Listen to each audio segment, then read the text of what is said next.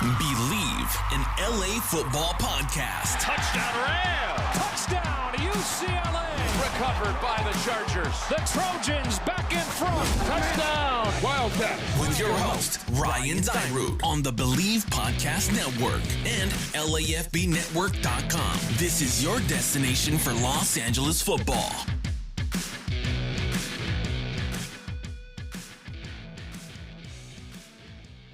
What's up, Los Angeles football fans, and welcome back to another edition of the Believe in LA Football Podcast here on the Believe Podcast Network, the number one network for professionals. We are also on LAFBnetwork.com, your destination for all your favorite LA football teams: Rams, Chargers, Bruins, Trojans, Wildcats if they're back. We got you covered. All your favorite Los Angeles football teams. Thank you for tuning in. Hope everyone's doing well. Sorry for a little week off. I don't think I really mentioned it on my last episode, but for those of you that have been following along with my daughter Mia's journey, she came home last week. Released from the NICU. Not out of the woods yet. Still needs her big heart surgery, but she was able to come home. She's home as we speak right now. If you hear any crying, I apologize. One-bedroom apartment, quarantined with a 2.5-month-old. But my daughter is home. We are so thankful for all the love, support, prayers that a lot of you, the listeners, have given us. Obviously, friends and family. But yeah, we are thrilled. So just a little update there. She is home right now. Just a little firecracker. So happy to have her home and finally starting to get the hang of being actual parents. We have this kid back in March, and then it's almost like this sounds weird, but it felt like a rental almost, because you have this kid, but she's at the hospital. Like, you go to the hospital, you're there for 8, 9, 10 hours a day, and then you go home at night, come back, maybe every little while, stay the night at the hospital. But now finally we're full-time parents. It's amazing. It's great. We're learning the process, but she's doing good. So thank you everyone for the prayers. A little update there. Keep them coming. Well, we certainly appreciate it. So got a great show for you today. There's been some articles going around. I believe ESPN was the first one to do it. Pro Football Focus did it as well. But basically, we're in the doldrums of the offseason for the NFL, for the college football, for just sports, really, obviously, with coronavirus. But even if coronavirus was not a thing right now, we would still be in the depth of the offseason for American football. June going into July, until late July when training camp, there's really nothing. If mini camps had happened, they'd be ending now or coming to an end soon. So looking for stuff that's entertaining, some content that's fun. So ESPN came with an article, redrafting the NFL. Essentially every single player is a free agent. Redrafted. They didn't do I think they did like 4 rounds. PFF did 4 rounds as well, I believe. So we thought, LAFB Network, let's do this too. It's fun. Everyone has a different opinion how you rank players, how players fit in certain schemes. So we wanted to do this as well. So we did a draft. We have an article up on LAFBnetwork.com, but then also we wanted to do it in podcast form too. So, we don't do this draft live. We did the draft over the past couple of days. 12 of us all partook in it. I'll announce everyone once all the guests join the show.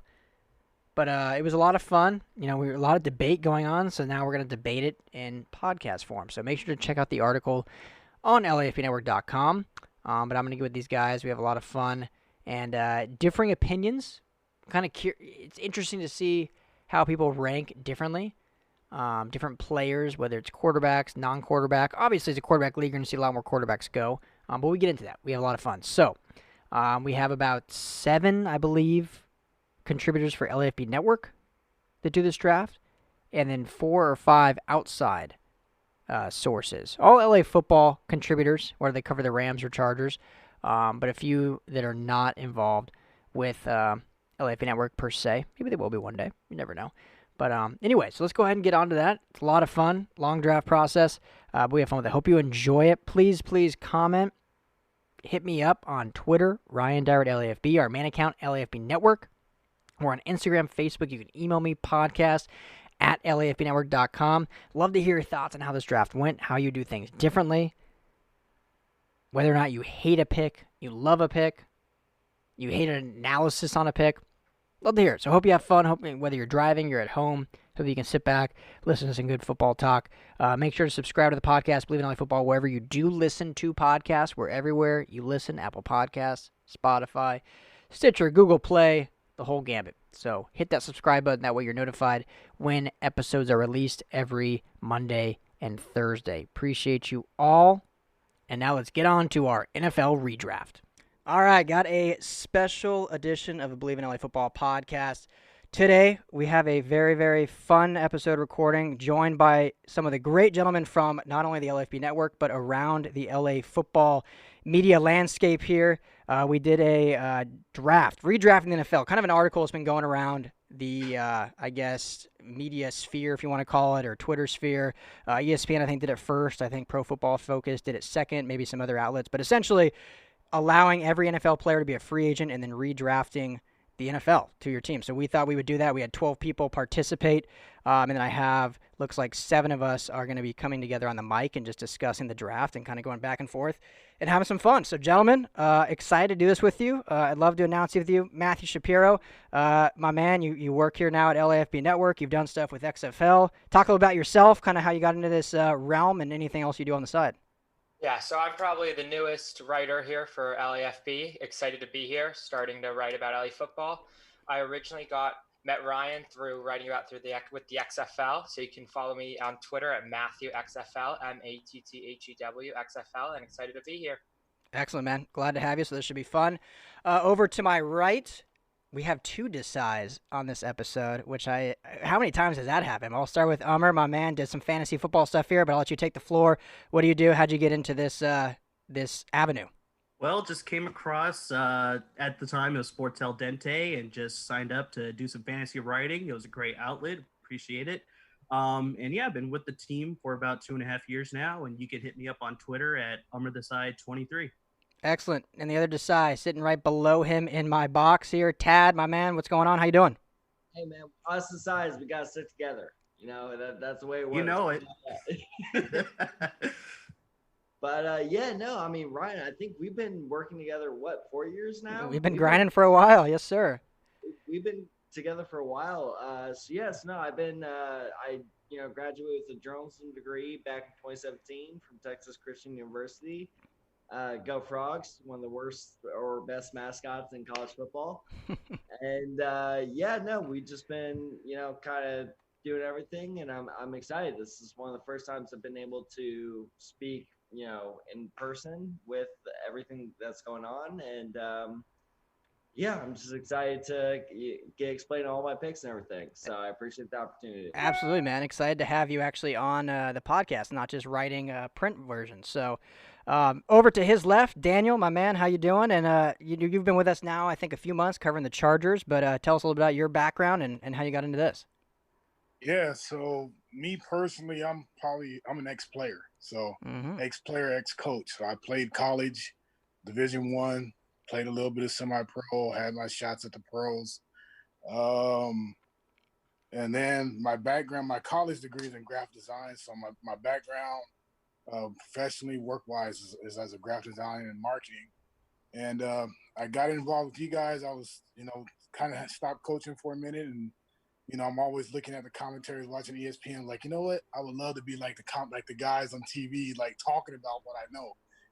And I came across LAFC, and Ryan gave me a little bit of a shot and let me come on board, and it's been fun ever since. So actually my Twitter handle is Fusilier Design. That's my last name is Fuselier, but it's been fun ever since. So I'm glad to be aboard. Yeah, man, we're happy to have you. So love the stuff you're doing, and you're writing a good piece right now on Kaepernick and what he could do with the Chargers and what if he would stun or help the growth of Herbert. So a little shameless plug there for you. That article will be going out here soon on LAFB Network. To his left, Steven does some great work. They have a new podcast, the Guilty as Charged podcast. But my man, tell me how you're a Chargers fan, how you got into this, or how you started your podcast. And happy to have you here. Yeah, happy to be here as well as the lone LAFB outsider on the episode today. I've been a Chargers fan my whole life. Went to a game when I was a little kid. I was 2004, I believe. Been a Chargers fan ever since. I graduated from the University of Utah, and then after that, I just decided to to try and get into some sports writing. It's always been a dream of mine, and so I've been writing for Bolt Beat through Fansided for the last couple of years, and then through Bolby, I met some of the guys around there that were from California and writing and stuff like that. And so we decided to start the Guilty as Charged podcast, which we launched in January. So you can follow us at GAC Podcast 17. Love it. Yeah, and I was on your guys' show once, had a good time chatting with you. So it's been good getting to know you. But you're not alone. There is one other non-LAFB guy. So there's two of you here. We got Cameron DeSilva, had him on the show a few times, so glad to have him back. I know you're fighting the late hours out there on the East Coast, so appreciate you staying up with us. But tell everyone that hasn't already heard you what you do and how you got to where you are. Yeah, I'm the editor at Ramswire. Been there since 2017, right when McVay arrived. So been covering them this will be my 4th season, I think, if I can do the math right. Started at Fox Sports beforehand, and then landed with Ramswire. And I'm on Twitter at Cam DeSilva. Love it. Great guy. Does some awesome work, so make sure to give him a follow. Good golf game, too, right? Yeah, decent. Not bad. We'll get out there sometime if you're ever out here. But, well, cool, guys. Yeah. Well, thanks for all jumping on with me. Thanks for doing this draft. Had a lot of fun. We did it over a span of like 2 days.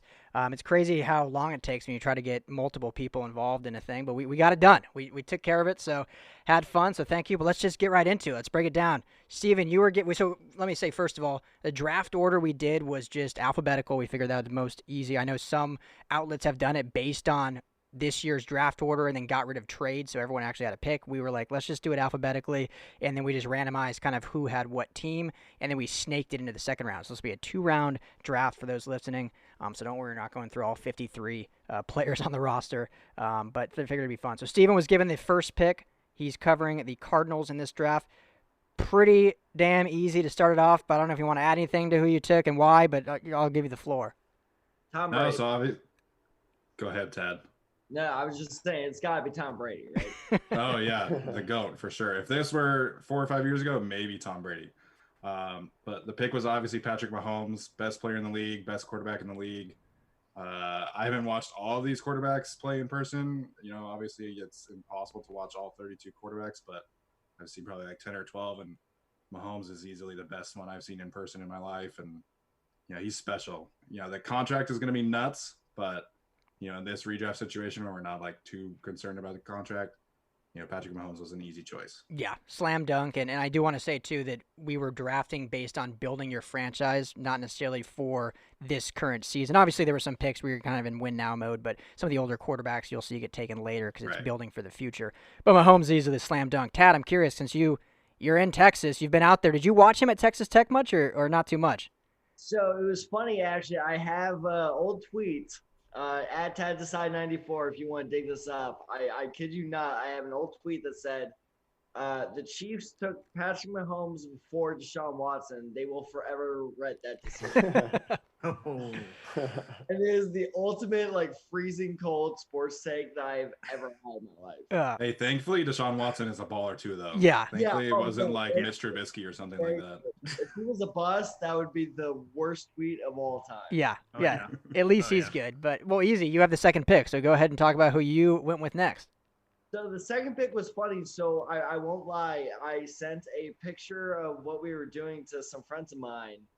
And this is after about the first 10 selections without any spoilers. A buddy of mine said, how could you possibly take this player over this player? And what it was I took Lamar Jackson over Russell Wilson. Mm-hmm. And what my friend said was, have fun when Lamar Jackson gets hurt 4 years from now and he won't be able to play the entire season. So my justification for it was you can't draft out of fear. Yeah. You know what? Lamar Jackson had 36 touchdowns last year. He was the first unanimous NFL MVP in a while or ever. And my thing was, and you kind of saw with the way the Eagles drafted Jalen Hurts, with the way you kind of determine how backup quarterbacks are measured, is Lamar Jackson's positive is so much, it's so much bigger that he's worth the risk. So his ability as a runner is so much higher than Russell Wilson's, because I was really struggling. That was my main struggle, was do I take Russell Wilson or do I take Lamar Jackson? Yeah. There were no other players I was considering. But like Lamar Jackson is just such a better dynamic runner, and he is as good of a passer as Russell Wilson. I can't pass up on Lamar, and you know what? If he gets hurt, I'm sure I can find a backup quarterback in the later rounds to make up for it. Yeah, so this was the Atlanta Falcons pick at 2. What do you think? I'll keep with you before we move to the third pick. What do you think was the biggest jump for Lamar from rookie year to year 2? Being drafted, what was he, 32nd overall, the last pick in the first round. Ended up, once Flacco went down, came in, led the Ravens to a playoff, looked really bad in that playoff game against the Chargers, and then all of a sudden exploded in year 2. What do you think it was that made him make that jump and made you feel comfortable taking him 2nd overall? So I think what it was he kind of recognized, because if you watch the last couple games 2 seasons ago, most of what the game plan was him as a runner. Mm-hmm. And he kind of recognized that, okay, I need to get better as a passer. And that was the thing, is people forget this, and granted, I will say it was against the Dolphins, but the Dolphins had Xavier Howard and everything else. He kind of recognized, I need to get better as a passer. And because I think he threw like 3 touchdown passes to Marquise Hollywood Brown in that opening game. And that's when everyone kind of realized, like, okay, like he can really throw the ball as well. Because like I said, he had 36 touchdown passes, which was, I don't know Russell Wilson's numbers, but it was at least 8 more than Russell Wilson's.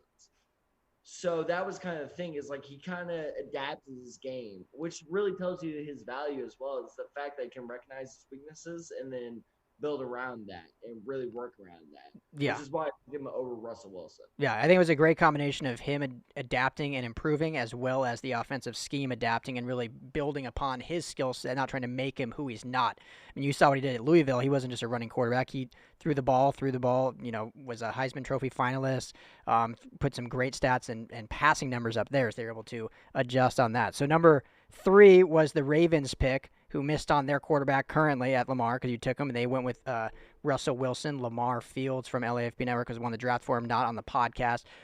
I don't think we need to touch on this much. Is there any disagreement that Russ should have been the 3rd pick? Unanimous no? Yeah. Yeah, I think it's those 3. I think you go Mahomes for sure 1, and then it's kind of a toss-up, Lamar, Russ. You can build the case for either one, so I got no problem there. So let me go to 4. Matthew, you took the Bills, and who do you take here at 4? So here I took Deshaun Watson. I think obviously the quarterback is the most important position in football, and the best young quarterback still available was clearly Deshaun Watson. Do you think he has been hindered by Bill O'Brien being his coach, or do you think he's able to overcome that and still be a top 5 quarterback for years to come? I think he was able to overcome it a lot because of Hopkins, so it's going to be interesting to see how he does without him. But I still think he's just such a special player that he'll be able to overcome it. Yeah, it's one of those, it's tough to watch because you always imagine how much better could he be. Like Patrick Mahomes, don't think anything away from, great quarterback, is going to be great for years to come. But how different his scenario would be if he didn't have Andy Reid as a coach, arguably one of the greatest to do it. He really builds offenses to cater to his quarterback skill set, and Deshaun Watson really doesn't have that. But obviously a great talent sitting there at 4 for the Bills. Then Gilbert Manzano, he writes for the OC Register. He was our 5th pick for the Panthers, not on the podcast. He took Aaron Donald, first quarterback, not on the board. Let me ask this before I move on quickly.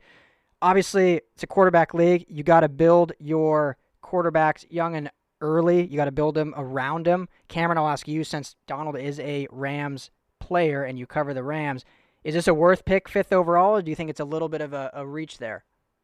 I still think I'd go quarterback here. Donald he's a game changer on defense, and he's going to make opposing offensive coordinators really account for him and change their game plan. But it's a quarterback-driven league, and I think in this situation, you got to go for the quarterback first and then kind of build around that. But I mean, there's no denying Aaron Donald.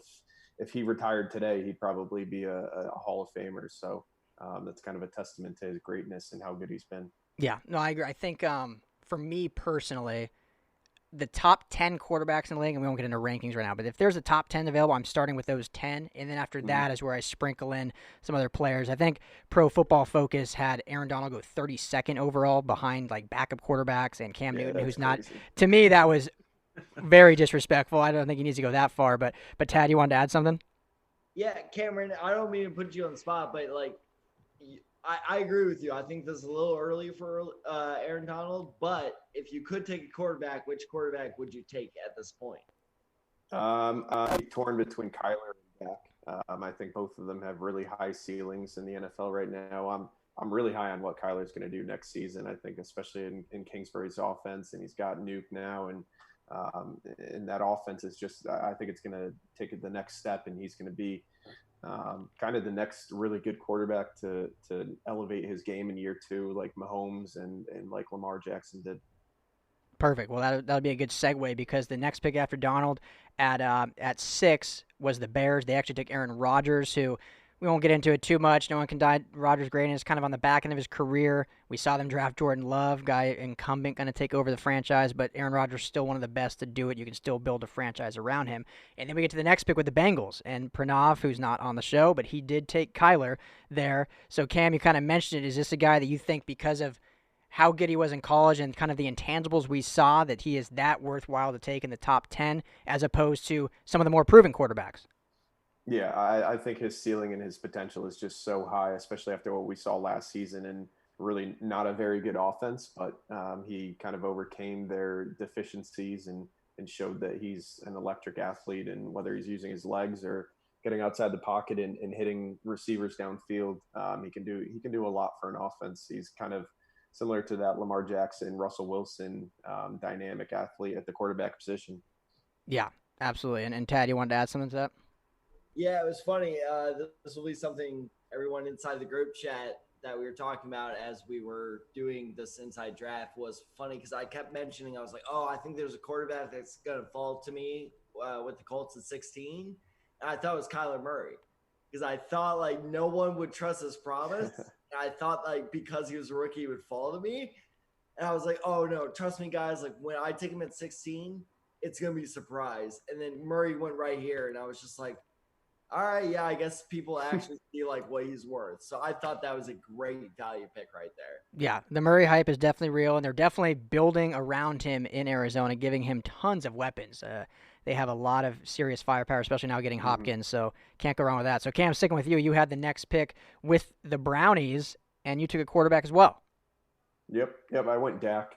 Still a young quarterback, 26 years old. He's going to be 27 soon, but I think he has a high ceiling.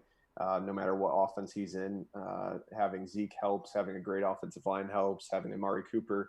I mean, he benefits from having a good supporting cast, but I think last season he really took a nice step forward to being an elite quarterback and elevating his play. And he was second in the league in yards, and really just watching him, you could see his development and growth as a passer. And then the Cowboys didn't even use his legs enough as much as I would have, but that's another element of his game that's a strength.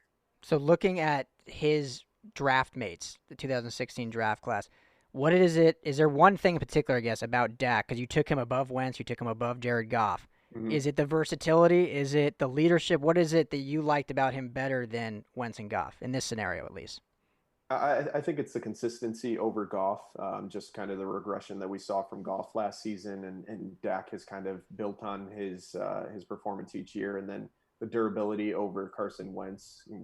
He's not exactly the most durable quarterback out there, but Dak is he's out there every week, and he's really played well in the past couple of years. So that's why I went with him over those two. Yeah, you can't win if you're not on the field. So, but next we had Dak's current team, the Cowboys, and Daniel had the pick. And I don't want to call it a controversial pick, but the first kind of surprising pick of the draft. So, Daniel, take it away. Who'd you take here?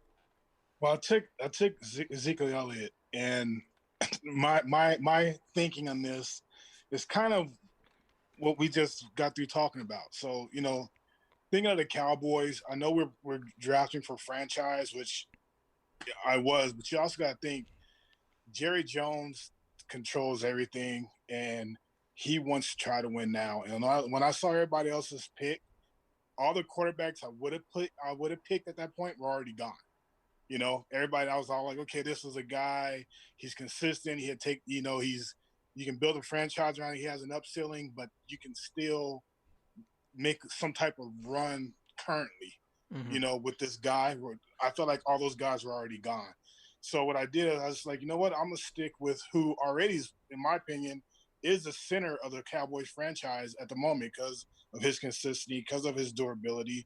You know, he hasn't really missed a game. He's put up numbers every single year, and that's Zeke. And if you ask Cowboy fans, realistically, he's the franchise more than Dak is. You know, so I was like, you know what, I'm gonna go with him, and then hopefully somewhere back down the line, going back in the later rounds, I'll find a good quarterback that I can pair with him to keep the franchise going, but at the same time, thinking as a GM has to work under Jerry Jones, meet the requirements that Jerry wants in Jerry's world, you know? Oh, absolutely.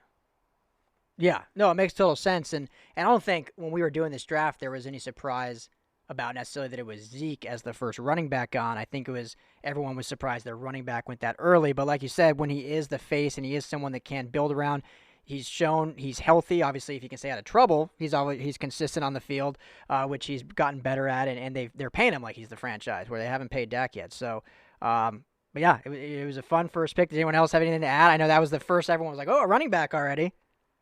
I was just wondering if you had any thoughts of his like potential wear and tear, because he's taken a beating, and you know he's had a ton of carries since the get go. Any thought of like the wear and tear on his body so far? I did think about that, but you know the way I look at it is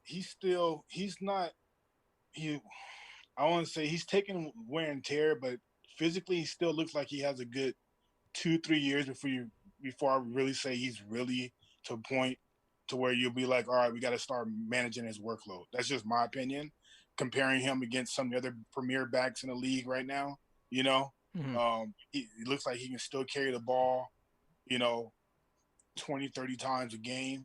You know, given that, I was like, that's still a good 2, maybe 3 years you can get out of him as the base of a franchise, which gives you 2 more drafts where you can pick somebody up or trade for somebody. You can start grooming to take his spot. Yeah, makes sense because you're looking at you liked him better for those 3-year window as opposed to what quarterbacks were available. Tad, go ahead.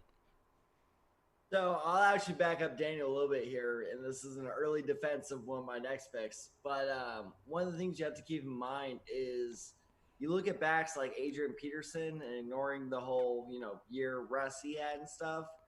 Even with the couple of years that, he had next, he was still very effective. So I think the thought that running backs, they only have a couple of years and they lose their effectiveness is a little overblown. So I don't necessarily agree with taking Zeke this early, but I don't think that's necessarily a bad pick either, because if you can utilize him correctly, that can really be very effective for your franchise in the future.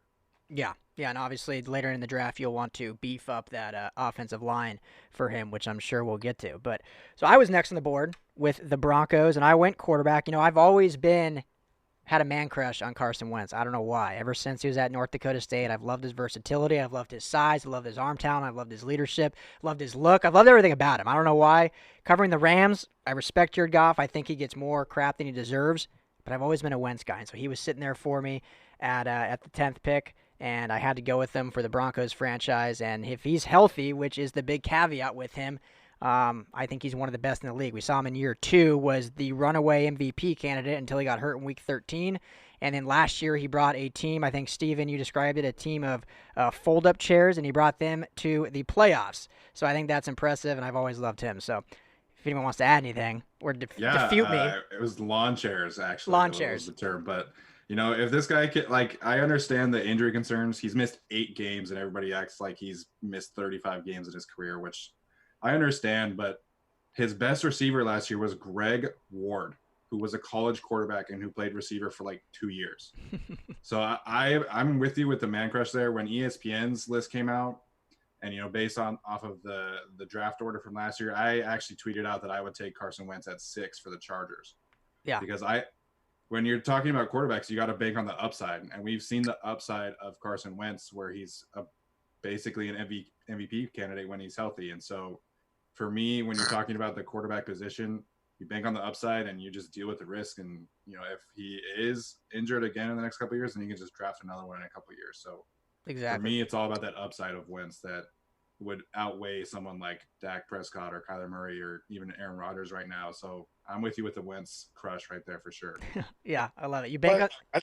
You know what? I thought about that, but to me, especially being an ex-player, I was like, that's great. But if every season you're gonna miss 4 or 5 games, that's 4 or 5 games we're gonna fall in the hole if you get hurt. And I was just like, I couldn't go that route. I think that's what most people look like. I mean, when they look at him, they see all that, but they're like, but if he gets hurt every single season and you're out 3 games, 4 games, 5 games, that's like, you got to play that chess match. And I think that's what most people are scared, or that's why they pull back from him so much.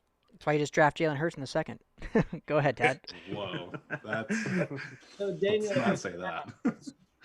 So Daniel, if I can ask, what's your opinion of me taking Lamar over Russell Wilson though? Because that was my whole justification of like if Lamar misses 2 to 3 or 4 games in the season, we could still make up for that loss. So do you think taking Lamar over Russell was a bad choice then, or like how do you kind of justify But see, Lamar is different because since Lamar's been in the league, you haven't really seen him been hurt to the point where Wentz has where he's missed that many games. Though everybody's predicting that if he keeps running, that's going to happen to him. But what I think everybody is overlooking about Lamar is that Lamar is actually a really good passer, as you pointed out, and has developed into a really good pocket passer.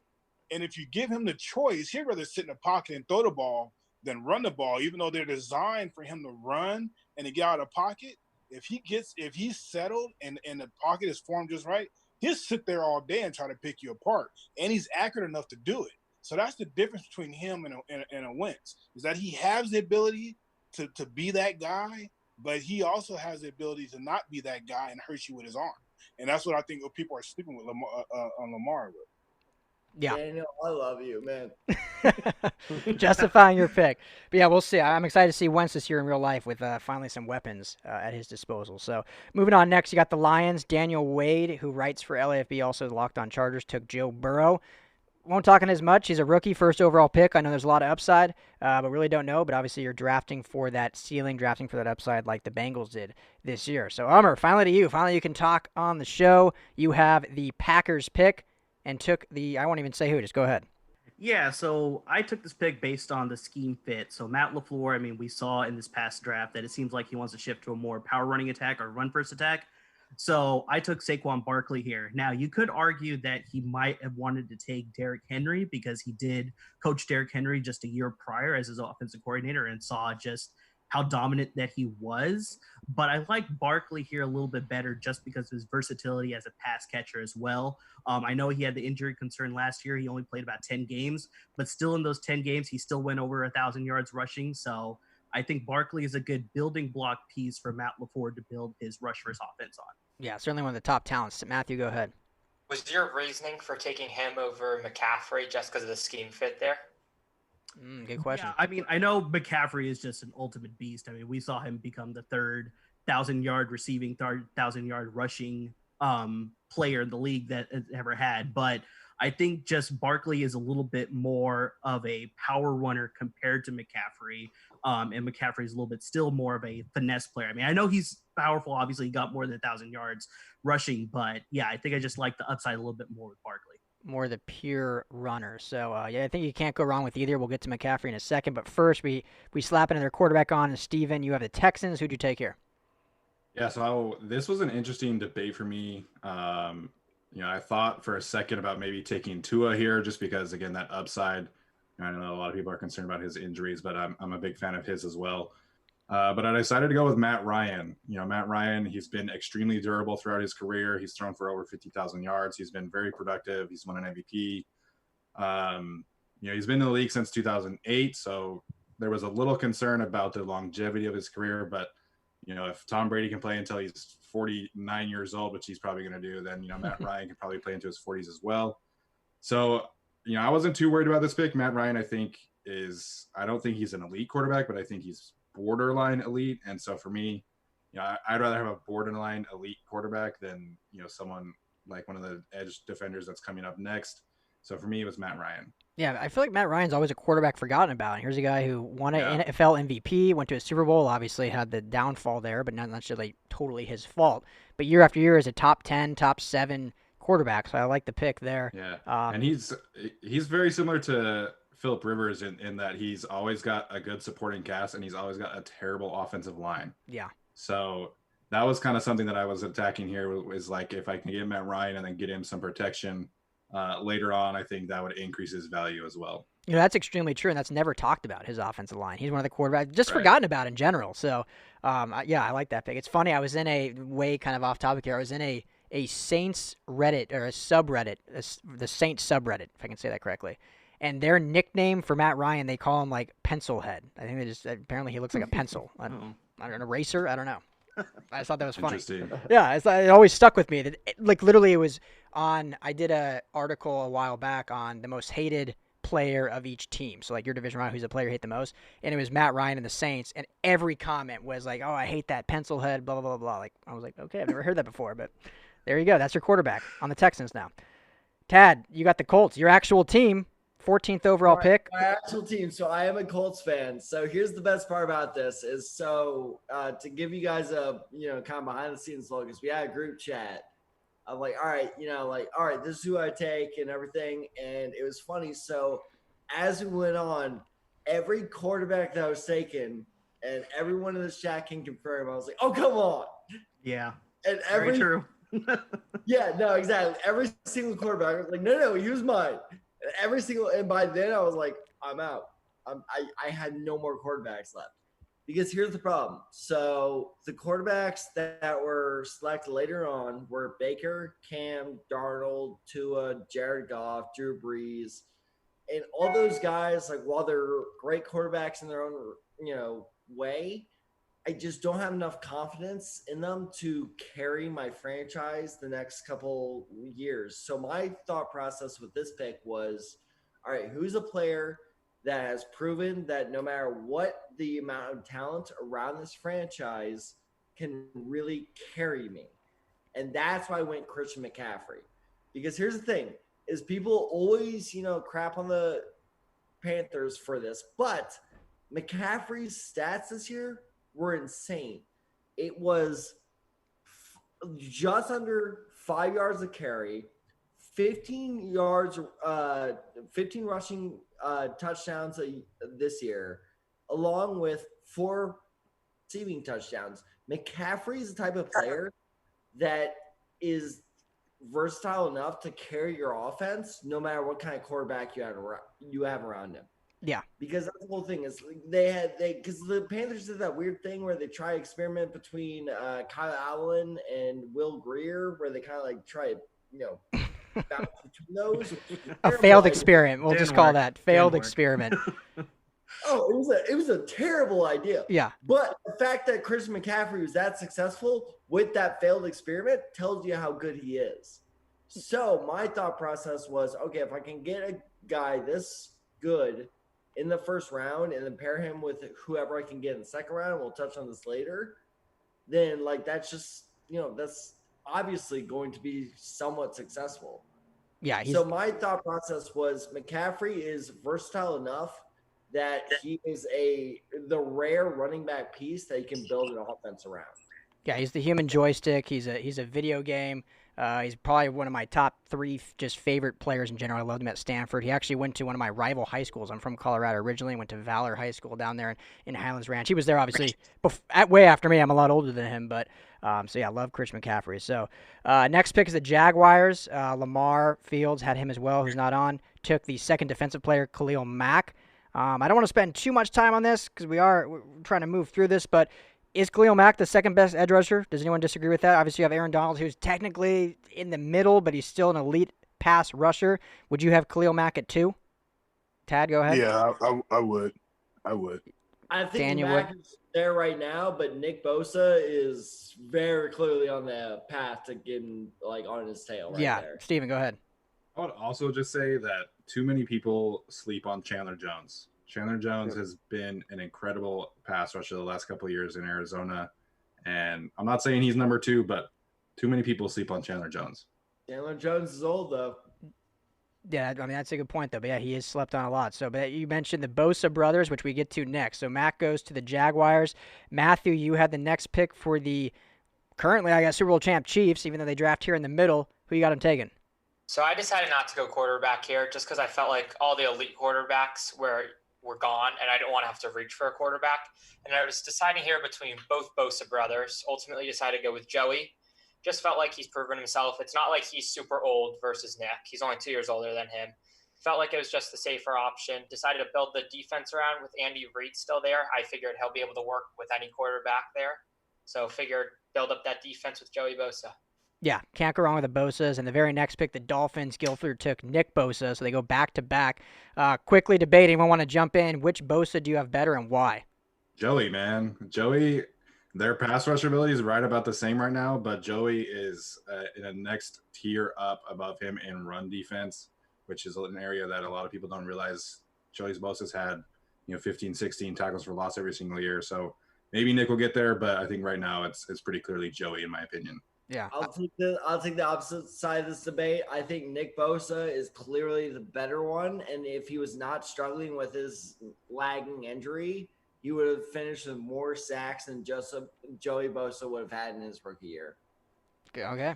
And it's a fun debate because they're both great, and they're both going to have long careers. Hopefully Joey doesn't join Nick in San Francisco. Hopefully he stays with the Chargers for life. I would love that.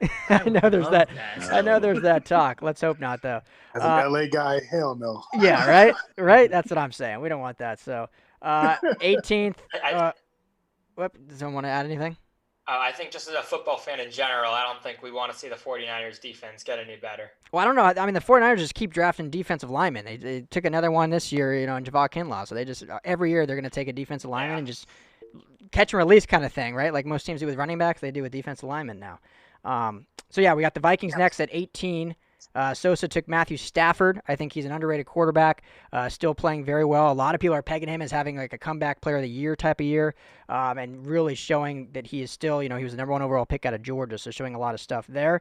Then with the Patriots with the 19th pick, Pranav had them taking Jimmy G, going back to his roots where he was originally drafted. I'm personally not a huge Jimmy G guy. Again, we won't spend too much time, so I want to get to your guys' picks on here, so we'll keep moving along. But hey, Jimmy G, obviously an established guy, played in a Super Bowl last year, did some good things, has good arm talent. I just think he needs a good supporting cast, which he has there in San Francisco. We'll see if Pranav can build that for him in New England, which you most certainly can with Bill Belichick. Then Cam, we get to the Saints, and who are you taking here in the Big Easy? Yeah, I went Baker. Again, I talk about upside a lot, but we saw how good he was his rookie year. Last season under Freddie Kitchens was just a disaster for the entire team. So bad situation there. Get him with Sean Payton in New Orleans and let the guy work. I still think he has a lot of potential in this league as a starting quarterback, and get him in the right situation, and I think he'll thrive. Yeah, he was my favorite quarterback in the draft last year, and one somewhat down year with a horrible coaching situation. You can't all of a sudden write him off, which a lot of people are doing. All of a sudden, he's like out of the top 15, whereas after his rookie year, he was like the next unsung hero, and the guy is going to save Cleveland. So I think with Kevin Stefanski in real life, or in your scenario, down with Sean Payton, I think he would do great things. So I do like that pick. I still love me some Baker, love his swag. So Daniel keeps on the train here with the Giants taking, again, not controversial, but another kind of surprising pick. Who'd you take here for the Giants? Well, I took Cam Newton, and my reason for taking Cam, kind of looking at the board, seeing everybody that was gone. I mean, I probably would have took Baker, but Baker had just left. And looking at the Giants, they haven't had a quarterback in a while. I mean, Eli has been on the downside. I personally not a Giants fan, but I don't think Danny Dimes is really going to be that guy for them. Best nickname though in the game. So I figured, what? If Cam is healthy, like he's claiming he is, I mean, if he is healthy, you got to remember he was an MVP. He did go to the Super Bowl. He's a force to reckon with at quarterback if he's healthy. Mm-hmm. So for the Giants, having a healthy Cam who's had time to recover and heal and everything else, that gives them an extra few years of a elite quarterback that they can establish and start building around, and then hopefully draft somebody who they can start grooming to be his replacement. Yeah. So that's what I Cam. Yeah, well, I think Cam's only like 30 or 31, so it's not like he's like 38 years old, still has some year. I think why this was maybe surprising is because he's currently a free agent. And I was thinking more about it. I've never been a huge Cam guy personally. I think he's very, very good. I just think he's not, in my opinion, one of the top elite quarterbacks. But when you look at the quarterback layout as he is, and this is just my opinion, I think a lot of GMs and coaches kind of get in their own way a little bit, overthink things, and say, I can prove myself, I can prove my system with the guys we have on the roster, as opposed to adding a guy as talented as a Cam Newton and say, hey, let's just let him do his thing, and he'll win us as many games, if not more, than who we currently have. But Tag, go ahead.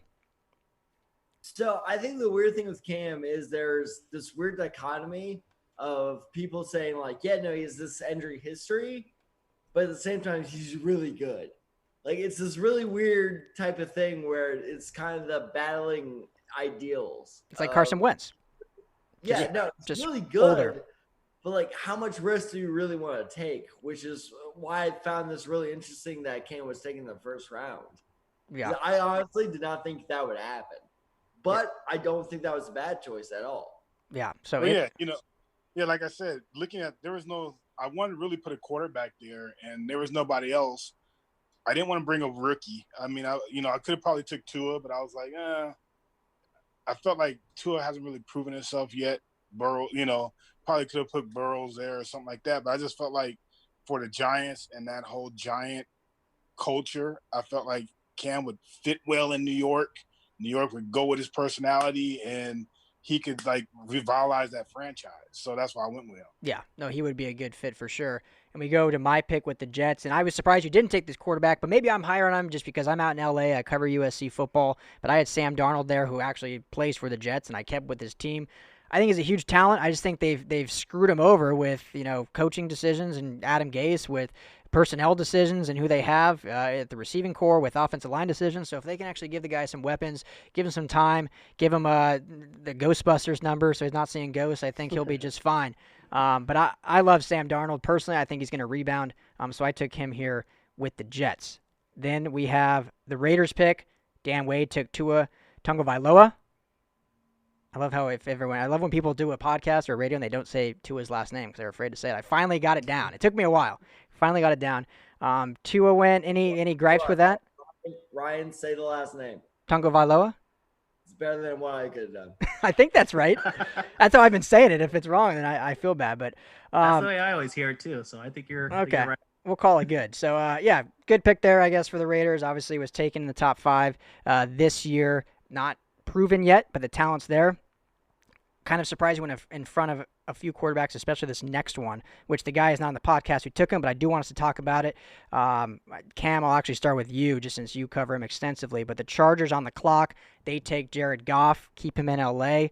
Why do you think maybe he fell this far in our draft as opposed to some of the other quarterbacks, especially rookie ones? Yeah, I think there's a sour taste in a lot of people's mouths after watching him in the Super Bowl and then last season really struggling as much as he did. He's a quarterback who is not really going to rise above adversity around the rest of the team. He's not going to make everyone else around him better necessarily. We saw him in 2018. He had a great offensive line, good running game, good receivers. And then last season, that offensive line kind of fell apart, and so did he. He still led the league in attempts and was up there in passing yards, and his numbers were decent, but if you watch him play, he's just missing open receivers and he's panicking almost in the pocket and feeling pressure that isn't there sometimes. So kind of a little bit of a worry there with his game. Yeah, that's what I saw too. Tab, before I go to you, Steven, since you cover the Chargers, were you upset at all by this? I know this is a hypothetical scenario, but covering the Chargers, having a Rams quarterback go to your team, did this rub you the wrong way at all? I mean, like Cameron mentioned, if you're getting 2018 Jared Goff, sure, that's fine. I just, I'm a big believer in upside, and I don't think, Cameron said it. Jared Goff's not a guy that can make guys around him better. So for me, if I were picking in this situation, I would have taken the guy who I actually took later on, which is an offensive lineman, and then just, wait and see what kind of quarterback you can get later. If I'm taking a quarterback, I want some upside, and I don't think Goff has that elite upside that I'm looking for. Yeah, well, me personally, I do like Goff. I do think he is a very suitable, good quarterback. If I was drafting for the Chargers, I don't think he fits in Anthony Lynn or Shane Steichen's system. That's just my opinion. But Tad, you wanted something to add? Well, you guys kind of touched on it. Was my question for Cam was, does Goff really fit in Lynn's system? Because that was my whole problem with this whole pick was I don't think Goff really fits in the system, and Goff has really only had success because of McVay's system. Yeah, he fits. I mean, McVay makes him a lot better. Really, that kind of he moves him out of the pocket and gives him easy reads with his route concepts and things like that. So it does give him easier targets downfield. But yeah, it is a tough fit in Anthony Lynn's system. Yeah. So Yeah, go ahead. he really wants to do a lot of things with the quarterback outside of the pocket, and so I think if you are taking a quarterback here, I think probably Josh Allen would have been a better pick in my opinion for what the Chargers are wanting to do. Yeah, I agree. And surprisingly, Goff was second in the league in passes out of the pocket last year, but I still think the style of out of the pocket play that Anthony Lynn does is Right. different than what McVay did, not just necessarily bootlegs that we saw with the Rams. So Right. Speaking of the Rams, though, Cam, you had the pick. In Les Snead fashion, you went win now. Who'd you take? Yeah, I took Breeze. I mean, the guy still has a few years left in him. I know his arm is kind of shot, but as long as he gets kind of in the right system, I think Sean McVay would do pretty well with him as his quarterback, and he could still hit the underneath routes. He's still as accurate as ever, and with all of the weapons, well, not necessarily in this situation, the Rams are not keeping their weapons, but if you surround him with good playmakers, good guys after the catch, Breeze can be effective, and I'm still of the mind of building around the quarterback first, so that's where I went. Yeah, I mean, obviously, first ballot Hall of Famer, going to go down as probably a top 3 of all time. You know, I think they said it's going to be his last year probably in New Orleans, but in this scenario, I think he could still play another couple, 2 or 3. So here now in the draft at 26th overall is where we hit our first controversy, if you will. And we had to Ummer had to backpedal a little bit because all of us were like, what the hell is going on here? You can bring that up if you want to, or you can just talk about your actual pick. But I'll leave it to you what you did here for the Eagles at 26, Hummer. Yeah, so I went with a pretty controversial pick. Initially, I had chosen Kareem Hunt. Now, I know he had the off the field issues and he didn't play majority of last season because he was suspended, but he's still young and he's still able to, run the ball, catch the ball in the backfield. So I felt like he would have been a good piece in Doug Peterson's offense. But, based on just talking in the group chat, it seemed like maybe the off the field issues are not completely set, just not something you want on your team to build your franchise around. So I retraded. I ended up going with Josh Jacobs, which still brought a little bit of flack on me. But the whole reasoning that I went with Josh Jacobs as opposed to maybe a Nick Chubb, maybe a Derrick Henry, some of the other like better running backs in the league was Josh Jacobs sort of reminds me of a LaShawn McCoy type of player. Now, he's not as dynamic as LaShawn McCoy. I mean, the guy was electric when he was in his prime with the Eagles, but I think Josh Jacobs can bring that sort of dual threat ability, really lead this Eagles offense, which the reason that they won the Super Bowl was because of a strong run game and a strong run defense. So I think you get that central piece in Josh Jacobs to lead this rushing attack, build a strong offensive line around him, and you got yourself a good offense right there to possibly lead you to another Lombardi trophy. Yeah, and Umber, to your defense, you don't have a war room like these NFL GMs. You needed some guys chirping in your ear, maybe saying, you know what, let's talk about this a little bit before we actually send the card in. Yeah, and I appreciate it. I definitely retreaded on it, but yeah, I still stand by my Josh Jacobs pick at least. Yeah, I mean, Josh Jacobs was great in his rookie year. Tad, go ahead. So, Mark, I might be putting you on the spot here, and I apologize if I do. So why would you put superior runner abilities over superior receivers like Mike Evans, Michael Thomas, DeAndre Hopkins, stuff like that? As mentioned, I was going for more of a scheme fit. I know Doug Peterson never had such great elite receivers. I mean, Alshon Jeffrey is there, but I mean, too many injury concerns. Obviously, he hasn't been able to establish himself as much as when he was back in Chicago. But I think because he builds his team based on a strong rushing attack, I know he cycles in a little bit of a running back by committee approach previously with Jay Ajayi and Corey Clement and LeGarrette Blount when they won the Super Bowl. I think if you have a central piece who could play all three downs, now you're rotating a little bit less and you still have a strong rushing attack. So I valued the running back over a premier receiver, maybe even over defense. As mentioned earlier, there was lots of the premier quarterbacks that are already off the table. So, I mean, I think he could still get a serviceable quarterback in the later rounds and still have a pretty dynamic offense. Hey, that's a great defense. Great defense. Way to build upon it and defend yourself. So you blew me out the water with that one. Good job. Yeah, well done. Thank you. So next we go to the Steelers, and Steven took the first fat guy off the board. Take it away. Hey, man. You have to say the fat guy. That's what they're called. The big uglies, right? The big uglies. There we go. I like that one better. Yeah. So at this point, I wasn't loving the quarterbacks that were available, and I think if you can't get a quarterback who can elevate those around you, you got to put pieces around him that can elevate him. And so I went with the guy who I think is the best young offensive tackle in the game, and Ryan Ramczyk. Like I mentioned, I didn't love the quarterback options, and so Ryan Ramczyk, he's been a rock for the Saints at right tackle ever since he got drafted. He's been in the league 3 seasons, and he's been second team All-Pro and first team All-Pro. And last season, he didn't allow a single sack. So, he's young. He's a stud already. And I think, with this kind of player, you can get 8 to 10 years out of this elite level offensive lineman.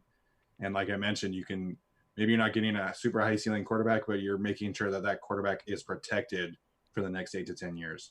Yeah, absolutely nothing wrong with taking a very, very good, not only offensive lineman, but tackle to protect. He plays right, but he played left at Wisconsin, so I think he could play both sides if necessary.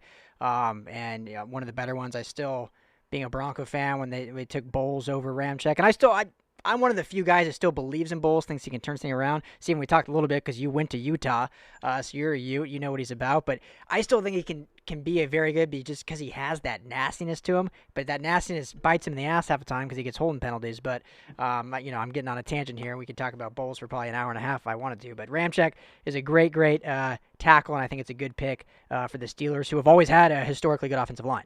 So can't debate that. You're 1 in a million in believing in Bowles at this point. I am the only one, probably. I get in arguments with my buddies back in Denver all the time because they're like, how are you still behind this guy? I'm like, I don't know. I'm a glass half full kind of guy. Yeah, it's an incredible story. I don't know how familiar everyone is here, but he's an incredible story, and he was amazing at Utah. He was so physically imposing. It's just the penalties. And, anytime Utah offense was on the field and a flag came out, everyone in the student section, we would always look at each other, holding on Bowles. He would get 3 or 4 a game. Yep. That's how it is in Denver. So you just always hope that once he got to the NFL with NFL coaching that he could, rein in his impulses to always hold. But unfortunately, that hasn't happened yet. So maybe Mike Munchak can get the best out of him. And, he's got all the tools. It's just the penalties are a killer sometimes. Yeah, and he was much better the last 5 games after having a full season under Munchak. So the frustrating thing, this is the last thing I'll say on this, the frustrating thing, and maybe I'm a homer for saying this, but you watch highlights. I watch a lot of football every single Sunday. I watch a lot of film. And because he has that moniker, even going back to college, of holding, he'll get called for holes when other tackles are not getting called at all. He'll just get the flag no matter what. Because it's it's Bowles. Let's just throw it. He's got to get his 1 a game. And you're like, really? You're going to call that a holding? Yeah. Anyway. Yeah, real quick, Cam had to jump off. It's 11 o'clock out there in the East, so we thank him for jumping on. So we're rolling the 6 of us the rest of the way. But moving on to the 49ers. Umar, this is your home team. Take it away. Yeah, so the big talk when Kyle Shanahan was hired as the 49ers head coach was who was he going to get as his quarterback. Rumors were trading for Jimmy Garoppolo, which they eventually did, going in the draft, whether it was Josh Allen, Josh Rosen at the time, all those guys, or Kirk Cousins, whether he was going to bring in the familiarity being the Washington offensive coordinator for a year with him, just whether that was going to be a big fit. Ultimately, obviously, Cousins went to Minnesota, but I think here, with everything open, he brings that familiarity. Jimmy G already gone. Also, just the familiarity with the offense, Kirk Cousins was a good fit here.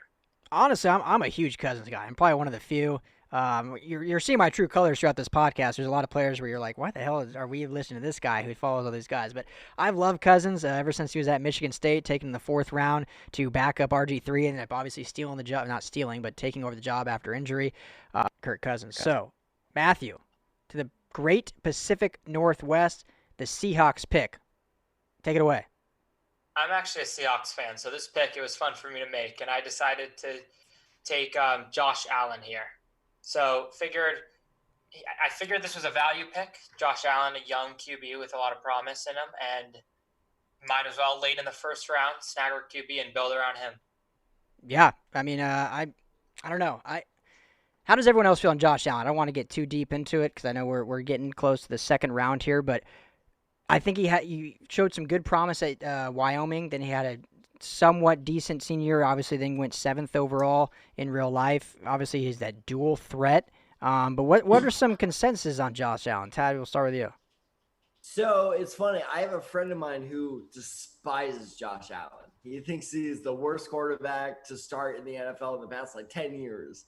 But I think there's a healthy medium there of always is. I think he's one of those guys who has a lot of promise, but definitely needs the right coaching, if that makes sense. Yeah. If he does not have the right coaching, he's going to fail. But if he has, it's kind of like this is not a perfect comparison, but if he's like the Brady Belichick thing, if he gets the right coaching, I think Josh Allen can be amazing. Yeah, which he would probably have in Seattle. Go ahead, Matthew. Yeah, that's what I was going to touch on is Russell Wilson, great coaching, was able to make him into the player he is today. Pete Carroll, a veteran coach, definitely in the top portion of the coaches in the NFL. So I figured that was a good option there.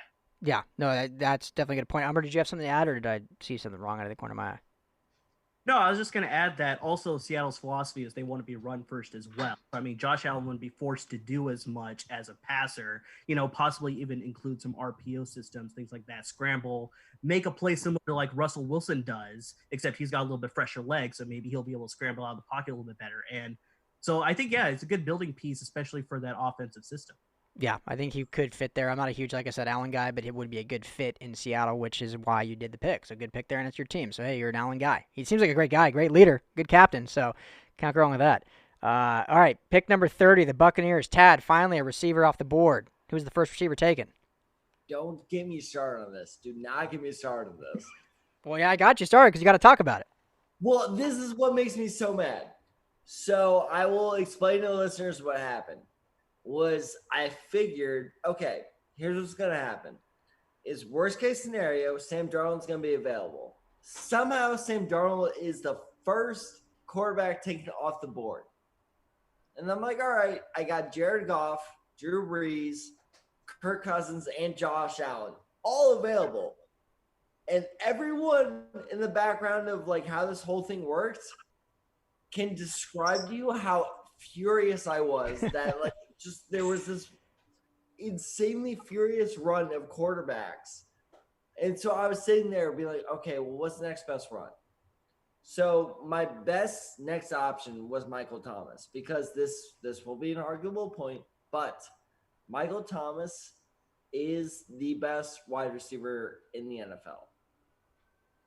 Mm-hmm. So my thought process was, especially – in Bruce Arians' system, if you have a good wide receiver, you can make the most of him, even if you have a mediocre quarterback. So my thing was, all right, who is the best receiver I can get to make the most of whatever quarterback I land in the second round, and we will get to this later. But the best receiver in the NFL is Michael Thomas. Yeah. Hard to argue. I mean, he led the league last year in almost every statistical category. Can do it all. Great hands. Great route runner. And yeah, watching, or not really watching, we were in a chat, but reading the text of Tad throughout this thing was I feel like a real GM war room, or at least a real fantasy football war room, watching all his players go right before he wanted to draft him. So it was the worst. It was the worst. Every time I was like, all right, well, that quarterback was taken.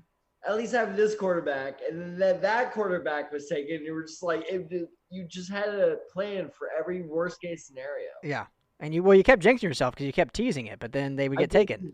Myself, that is absolutely true. So yeah, so ultimately, I think Michael Thomas is the best. Well, because here's the thing, so Mike Evans can produce this much, receptions and receiving touchdowns with Jameis Winston, but just imagine if he had Michael Thomas. Yeah. Yeah. So that's why I went Michael Thomas over Mike Evans, because that was a real debate for me. Was Mike Evans over Michael Thomas? Yeah, well, those are two very as well. Totally. Those are three debatable wide receivers who I think you couldn't go wrong with any three of them in reality. So, but seeing what Michael Thomas did is an easy choice there for one. So then we go to the 31st pick with the Titans. Sosa from Number Fire took Dwayne Haskins. We'll just kind of move on quickly. I'm not a huge Haskins guy, but I'd rather talk more on my last pick with the Redskins, who I had them take Drew Lock. I'm a huge Drew Lock guy, not just because he went to the Broncos, but because he was actually my number one rated quarterback in the draft 2 years ago. So then the fact that he fell to the Broncos in the second round, I was ecstatic about. But I love Drew Lock. I love what he brings to the game. I love the arm talent. I love the versatility. I love his athleticism. In college, had 3 different offensive coordinators, had to fight through adversity.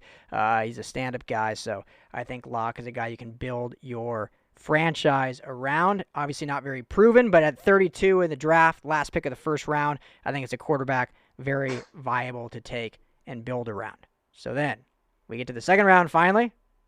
Hope that was fun getting through the first round. Thank you all for all the input. Now we'll rattle through this second round, going through our redraft of the NFL. So we're doing it snake style. So we're back to the Washington team, and I had them take a defensive edge player. I think he might be top 3 best pure pass rusher in the game. Certainly has got to be top 5 out of Texas A&M. Myles Garrett currently plays for the Browns, but I had him going to Washington. Does anyone disparage that, or where else do you see Garrett as opposed to other edge rushers? Go ahead, Ted. I mean, honestly, my only contribution to this is that I cannot believe you got Myles Garrett this late. Right? I was kind of, when I was looking through, I was like, I'm surprised he's still available here. Yeah, no, that is a top 10 edge rusher at under 25 years old. That is prime talent right there. Yeah, so I was pretty happy. So I think the back-to-back, Drew Lock, Myles Garrett, you get one of each side of the ball to build upon a good building block for that team. So now we go to the Titans again. Sosa, Cremengens again, not here with Number Fire, but he took Tre'Davious White. I think that's the first defensive back off the board. There's a lot of debate, too, in the chat, because I think the best, at least among the group, the best defensive back goes much, much later. Does anyone rank Tre'Davious White as the best back? So I'm not going to say he's the best, but he is much younger than Stephon Gilmore. So Yeah. I think that is probably the argument here, because Stephon Gilmore is on the wrong side of 30 and still very, very good. I mean, he won Defensive Player of the Year, but Tre'Davious White is, he's a pup. He's a little baby. And so you get 10, 15 years out of an elite corner. And so I think that was probably what Sosa was thinking there. Yeah. Oh, and he's so good. Plus he has upside. He has upside as a DB. Yeah. So you can groom him. And I mean, if you're looking to solidify your defense, I mean, I personally wouldn't use a DB as somebody to build my defense around, but if that's what you're going to go, somebody with upside like that isn't that bad of a choice. Yeah. Well, their play style is so similar too. Is Gilmore is basically an older version of Tre'Davious White that, it's basically like, who you want more. Yeah. Take the younger version. Yeah, exactly. So yeah, good pick there. Then Tad, to you, the Buccaneers. So you took Michael Thomas, and you talked about taking a quarterback later that you could hopefully not be maybe as skilled, but because of Bruce Arians, make him look better. So I think you did that here. Yeah, so my whole thing was basically, what quarterback best fits Bruce Arians' system. And Derek Carr, he set up the, 10th best quarterback rating system last year with the receiver core that was Tyrell Williams. I can't remember, like the fact that I can't remember. Not very good ones, yeah. Yeah, no, exactly. But he's still the 10th best quarterback in the league. Which tells you, I think Bruce Arians could really make the best out of him. So pair Derek Carr with Michael Thomas, I think that could be a pretty promising, pairing. So, absolutely. I think the best thing is pairing Derek Carr with Bruce Arians, like you said. I think they would be able to get a lot out of him, and he's still a very talented quarterback. Say what you want about Derek Carr and the Raiders, and I think most people on this podcast or within LAFB in general just are not Raider fans. But we can appreciate that Derek Carr is a talented, good guy, and could do good things in the right system. So back to the Go ahead. I will say this: the thing that this might be a hot take, but I see Derek Carr as kind of like a younger version of Carson Palmer, and we were able to see what Carson Palmer was able to do in Bruce Arians' system. Yeah, I don't think that's that hot of a take. It's a lukewarm take. Lukewarm. Yeah. I'll sell for that. Yeah, I'll sell for that's lukewarm. okay. I like that. I respect it. All right, back to the Pacific Northwest with the Seahawks. Matthew, go ahead. So everyone before when we were discussing my pick taking Josh Allen said that we could get him coaching help. So I figured work around him. He's a young QB, so get him one of the top receivers in the game in DeAndre Hopkins. Yeah, you can't. I mean, one of the best. I actually met him down in Miami. Super cool guy. We talked barbecue for like 20 minutes. But yeah, we're seeing that in real life. They got Stephon Diggs for him in Buffalo, so why not pair him with a better version of Stephon Diggs and DeAndre Hopkins? Great route runner. Does he have the best hands in the game, Hopkins? I think so. Unquestionable, right? Yeah, he's pretty up there. Yeah, we'll go with yes. So. It's gotten to the point where if he drops a pass, it's like shocking. Oh, yeah. It's like gut-wrenching. Like, what Yeah. What just happened? Is he sick? Is he ill? What's going on? Yeah. Or you blame Deshaun Watson, like, oh, that was a horrible pass if he dropped it. So, I mean, obviously Michael Thomas is getting all the receptions, but I mean, he's got Drew Brees throwing to him. DeAndre Hopkins did this with what? I mean, Brock Osweiler, Ryan Mallett. I mean, obviously Tom Savage. Yeah, Tom Savage, exactly. So it's like, I think, clearly he's got the best hands. Yeah, I think he's the second best receiver in the league, which that's a whole nother debate behind Thomas, and Thomas was obviously gone, so figured next best option is Hopkins. Yeah, there you go. So good pick there. Then we travel down a little bit down the 1 to the San Francisco Bay Area, and Ummer, your Niners with their second pick. I decided to go defense here, and I went with arguably one of the best linebackers in the game right now, still very young, Darius Leonard. Not only is he a tackling machine, but he's got the versatility to play coverage as well, and he could also get after the quarterback. So I think he's a good building block for that defense. Yeah, great pick for you, and what a steal for the Colts. Man, he was such a good pick, and really kind of unknown almost, I feel like, when he came into the league. So the staple of the defense there, the quarterback of the defense. So, Steven, for the Steelers, what did you do in the first? I'm trying to remember what you did in the first round here. You got Ryan Ramczyk. Yeah. Ryan Ramczyk, and so who do you pair with Ramczyk? Yeah, so before I get on that, I'm just going to say I'm still a little salty that the NFL decided to give Darius Leonard the Rookie of the Year award over Derwin James, but that's a different argument we can talk about another day. So for the Steelers here, I have a problem with that. Hey man, the linebacker position to me isn't super valuable, and a guy that racks up a ton of tackles, Blake Martinez had 130 tackles, so linebackers, they're not super valuable to me right now. A safety that can change the game, I think, is much more valuable. But if you want to listen to me rant about that, we can talk about that on the Guilty as Charged podcast instead of here. So for the Steelers, nice plug. Thank you. Yeah. So for the Steelers, I thought about taking Tyreek Hill here. I think, they have this obsession with small, really fast receivers, and so that was a thought process there. But at the end of the day, you got to get a quarterback you can trust, a quarterback that can fit what Mike Tomlin wants to do. And so I chose Ryan Tannehill. This is why I'm okay waiting on a quarterback and taking Ramczyk. Tannehill's not the perfect quarterback, but we've seen last year what he can do in a good system with good protection and good weapons around him. And I think the Steelers could provide him with that. He actually, he improved in every single category across the board in terms of efficiency. His air yards and his yards per attempt were 2 yards higher than what he had been in Miami. So I felt comfortable enough with his improvement that I could take him. And, sometimes it just takes players a while to develop and pop. And last year we finally saw Tannehill come into his own in a system that fit his strengths. And I think that would be a similar case in Pittsburgh with Mike Tomlin. Yeah, I think Tannehill's another example of a guy wrong place, wrong time. This is what scares me about Darnold because of Adam Gase. I think Adam Gase is looking like a quarterback killer all of a sudden.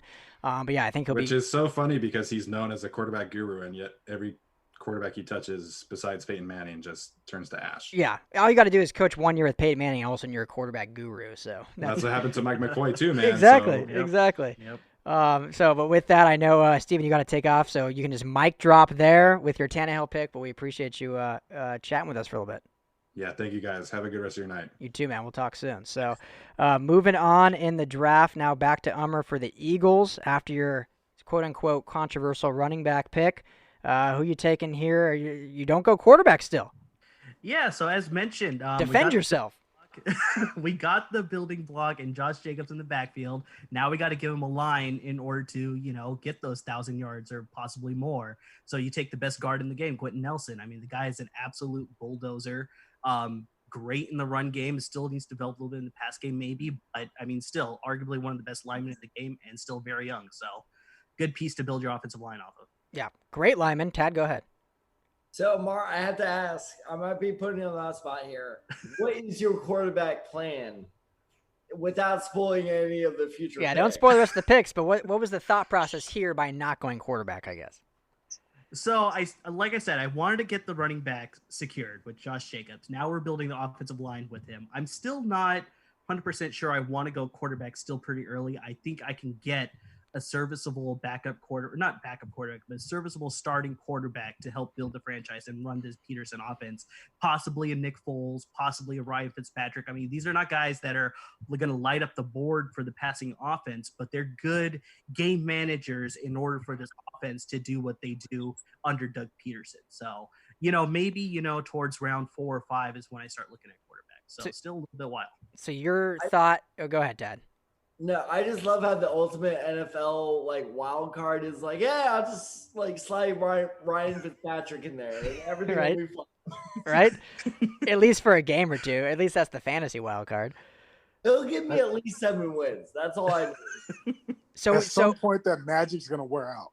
I mean, I think it has multiple seasons, but then they just keep re-upping it. It's kind of like a video game where he runs out of life or power, and then all of a sudden finds a little jetpack on the side and reboosts for a few games. But yeah, because I'm at some point that Fitzmagic stuff's gotta go out because it's he'll suck, and then you have one phenomenal game. You're like, dude's an all-star, right? And then he's the talk of the town. He's wearing unbuttoned shirts. Go ahead, Matthew. You could always get a Jarrett Stidham in there if you need to. Exactly. Okay. Yeah. I mean, there's still lots of good quarterbacks out there that get the game manager label. So that's. I think for Doug Peterson's offense, I think that sort of quarterback can still fit the mold. And then maybe in a couple of years, you have a young guy behind him, or you draft a guy that is more of a passer. So my last question before we move on. So when you were taking Quentin Nelson, was your thought process, even if I have to take a quarterback who is currently a backup? So say not even say Stidham's guy. All current starting quarterbacks are gone by the 3rd round, because that certainly could happen. That we are only at pick 7 in the 2nd round. Were you felt comfortable enough that, hey, I could get a Case Keenum, I could get a Nick Foles if he backups, something like that, where I'm okay with that? Yeah, I mean, there's lots of great backup quarterbacks out there. I mean, with San Francisco, you got Nick Mullins. He played really well. I mean, maybe you could say the Shanahan offense helped him a little bit there, but then there's Blake Bortles in LA. There's, Mitch Trubisky. You could argue a little bit there, but I think he could be serviceable in this sort of offense. So yeah, I'm still pretty confident that I could find a good quarterback for this system. Okay. Jameis Winston's a backup in New Orleans. There you go. If all else fails, there's Spencer Rattler 2020. So there you go. Exactly. Just look to the future. There you go. So, okay. So moving on here to Cameron, who is not on with anymore with the Rams pick, though. He took Jalen Ramsey, obviously one of the top tier defensive back who's going to get paid a boatload of money after this season, most likely. So I don't think you can argue that pick, keeping him in LA. To the Chargers, went with the offensive tackle, Ronnie Stanley, who's currently with the the Ravens. Ronnie Stanley, was this the first tackle off the board? I'm trying to remember. Anyone correct me? I believe it was Ramczyk, right? Ramczyk was the first. Yeah, this was the second. I think he was the second. Yeah, you're correct. So Stanley was. I actually have a point to make with the Jalen Ramsey pick. Go ahead. Jalen Ramsey over Stephon Gilmore. Was I the only one that was surprised by that? Here's the thing with defense, in my opinion, defensive backs. I think, for me, when you get how good Stephon Gilmore, Jalen Ramsey, Tre'Davious White are, I think that it's so close that taking one or the other necessarily. Then there's, after those top 5, there's a huge drop off, I think. But I see your point. Stephon Gilmore has been a born again since he left Buffalo, shut down Pro Bowl, All-Pro corner, where Ramsey has those kind of up and down moments here and there. Matthew, go ahead. I think Gilmore definitely is the better cornerback, but we're also building for the future here. And it's not like Gilmore's this crazy old guy, but he's still I don't know, I think 30 plus at least. Mm-hmm. Meanwhile, Ramsey's about 25. So you still have that age difference there, which is on Ramsey's side. Yeah, and real quick, I know, Tad, you have something else to say, but real quick, the other thing with Gilmore, and this is maybe just my opinion, but if I remember correctly, when he was with Buffalo, he was a very good defensive back. No question about it. But all of a sudden, he signs as a free agent with the New England Patriots, and he becomes the best defensive back in the league. So how much of that is attributed to Bill Belichick and the scheme versus Jalen Ramsey just being a pure, stupid, God-given talent? Maybe that's, I don't know if Sosa was thinking that when he drafted him, but that's just my thought. Go ahead, Tad. So I will say this. So you are absolutely right. You're absolutely right, Matt. That White being younger has a naturally, more valuable type of position. But here's the thing with Gilmore is Gilmore went from Buffalo to New England. He was still just as valuable. Where if you look at somebody like Revis, where Revis went from the Jets to the Patriots to from the Jets to the Patriots to Buccaneers, I think. Yeah, basically Revis went he jumped from team to team, and Revis you saw his value generally decrease. And with Gilmore, granted, we only have from one team to the other, but he actually increased his value from one team to the other, which tells me that it's not a system thing. That he is actually just that valuable. He is just that good. So that tells me that while White is younger, that Gilmore is just that talented. He is just that good, which is why it was funny. And we'll touch on this later, but I was praying that Gilmore would fall to the Falcons at the end of the second round. Because I could not believe, as I was seeing all these picks happen, I was like, I can't believe Gilmore is falling this far. Yeah. It was mind blowing. Well, you messed up by praying because you just jinxed it for yourself, the whole first round. Now you tell me 2020 is hindsight, but still. And what's interesting too is here with Jalen Ramsey, Cameron drafted as the Rams, and his first round pick was Drew Brees. So you think it's more of a win now mode, which would be Gilmore over Ramsey, and age wouldn't be as big of a factor. Fair, yeah, that's a fair point. Yeah, I guess we could debate a long time about who's the better DB, but I think they're both very, very good. And at this point, I think it's